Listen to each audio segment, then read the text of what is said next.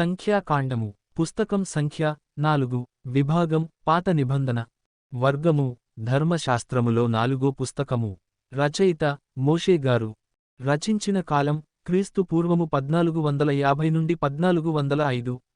రచించిన ప్రదేశం సీనాయి పర్వతము వ్రాయబడిన భాష ఆదిమ హీబ్రూ భాష అధ్యాయాల మొత్తం 36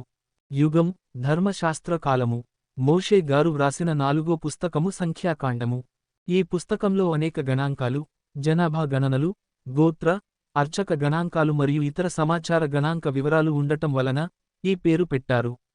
మరియు వారు గుడారాలు వేసుకున్నప్పుడు ఏ గోత్రములు ఎక్కడ తమ గుడారములు వేసుకోవాలనే విషయాలను కూడా వివరించింది ఇశ్రాయేలీయుల 12 గోత్రాల పూర్తి లెక్కలు అన్నీ ఈ పుస్తకంలో వ్రాయబడినవి నీళ్లకోసం ఇశ్రాయేలీయులు మోషే గారిని శోధించడం ఆయన బండను కొట్టగానే ఆ బండ నుండి నీళ్లు రావడం ఈ పుస్తకంలో చూడవచ్చు అరణ్యంలో ఇశ్రాయేలీయుల అతిక్రమం వల్ల దేవుడు విష సర్పాలను వారి మీదకు రప్పించాడు అవి కరవడం వల్ల చాలా మంది ఇశ్రాయేలీయులు చనిపోయారు ఆ విషయానికి విరుగుడుగా మోషేగారు ఒక ఇత్తడి సర్పాన్ని పైకి ఎత్తడం అది చూసి ప్రజలు స్వస్థత పొందడం ఈ పుస్తకంలో వ్రాయబడింది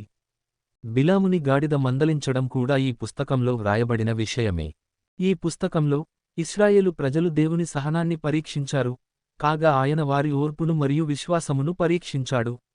ప్రజలు చాలాసార్లు విఫలమైనప్పటికీ దేవుడు తన నిరంతర సన్నిధిని పగటివేళ మేఘములోను రాత్రివేళ అగ్నిస్తంభములోను వారిని మార్గములో నడిపించుట ద్వారా తన ప్రేమను ఖచ్చితత్వాన్ని చూపించాడు ఒక చరిత్ర పాఠం కంటే చాలా విలువైనది సంఖ్యాకాండము తిరుగుబాటు చేయుట సనుగుకునుట మరియు అవిశ్వాసము గూర్చి దేవుడు రాజీపడలేదు వీటిని తాను సహించనని దేవుడు ఇశ్రాయేలులకు ఎలా గుర్తు చేశాడో సంఖ్యాకాండ పుస్తకం తెలియజేసింది తనతో ఎలా నడవాలో ఆయన తన ప్రజలకు నేర్పించాడు అంటే ఏదో అరణ్యంలో కాళ్లతో భౌతికంగా నడవడమే కాదు చుట్టుప్రక్కలనున్న దేశాల మధ్య సాక్షులుగా జీవిస్తూ తమ చేతులతో ఆయనను సేవిస్తూ పెదవులతో ఆరాధిస్తూ ఆయనతో నడవాలి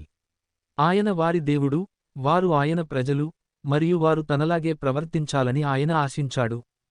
చరిత్రతో పాటు ఆధ్యాత్మికంగా ఎలా ఉండాలో దేవుణ్ణి ఎలా నమ్మాలో ఈ పుస్తకం వివరిస్తుంది